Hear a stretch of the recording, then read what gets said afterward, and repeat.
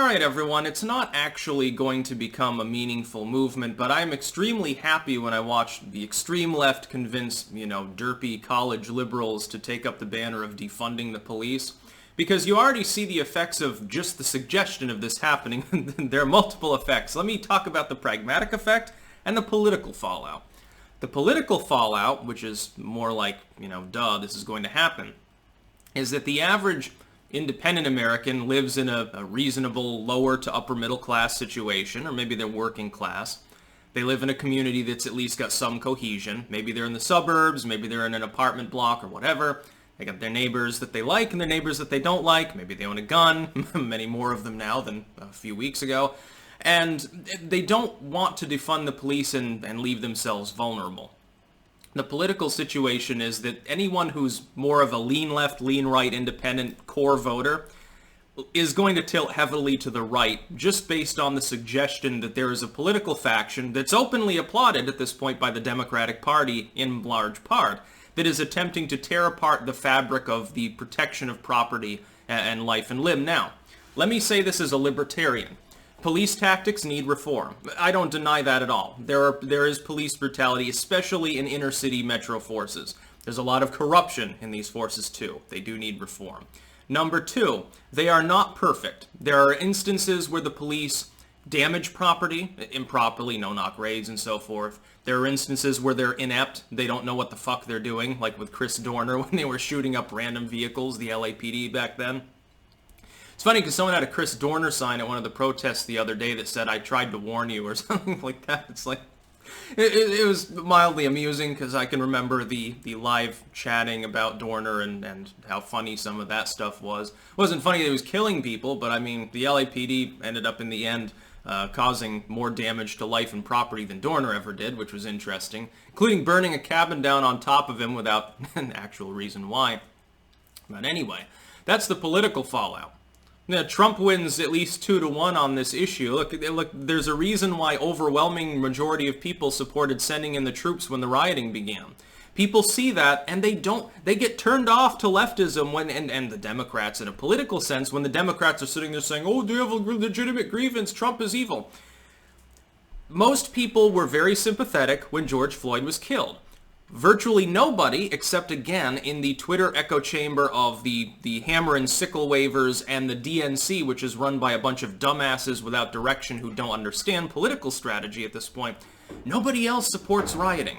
Protests, yeah, those are fine. Nobody has a problem. They might find some aspects of them cringy, like when people start shouting about Wakanda or whatever and how they need forgiveness for their white sin or something. That's cringy, but it's illegal. It's not violent. Nobody's doing anything particularly wrong. It's their opinion, man. Let them have it.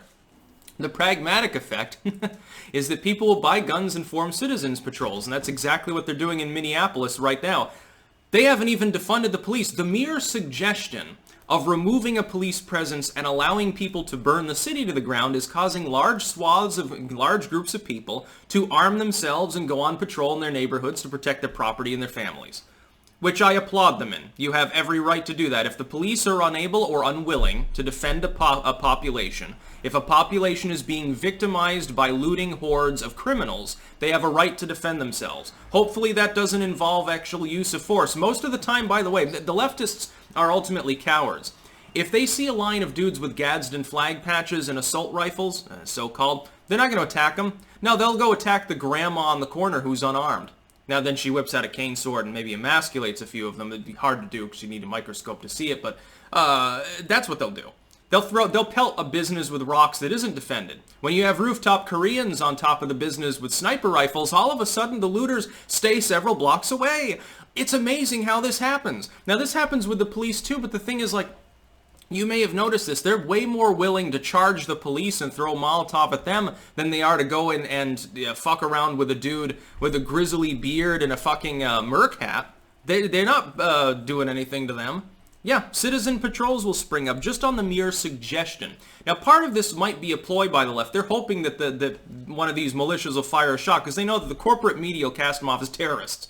The corporate media, the first time that someone actually uses lethal force to defend their property against one of these thug hordes, Unfortunately, they'll be called a domestic terrorist by the corporate media. And they've got to be aware of that fact, that defending yourself right now, the liberals don't like that. They don't like the idea that you should have bodily or property autonomy because they stand against the concept. The only people they want to be able to own things, like the only people they want to have guns are their private guards. So they're protection for me but not for thee. That's basically the left's idea on guns. It's their idea on property. They should be able to own their third home, their penthouse, their limousine, but you should be in a Soviet bloc style fucking a tenement hall where you're not allowed to own anything. Everything is just under corporate contract and rented perpetually. There's a reason why they write articles praising rent while at the same time chastising landlords. It's because they want the government to be your landlord, dude. And the government won't have a competitor and will jack those prices up. Unless you're in the lowest echelon of society, then it wants 51% of people to be poor enough to vote for them based on getting welfare. It's just a sham, is what it is. Keep pushing for defunding the police. If you suggest it, militias form. If you're actually successful, those militias get a lot bigger. And politically, the left is not winning on this issue. Hate to tell you this, but it's not actually a popular idea outside of fucking Twitter. That's about all. Peace out.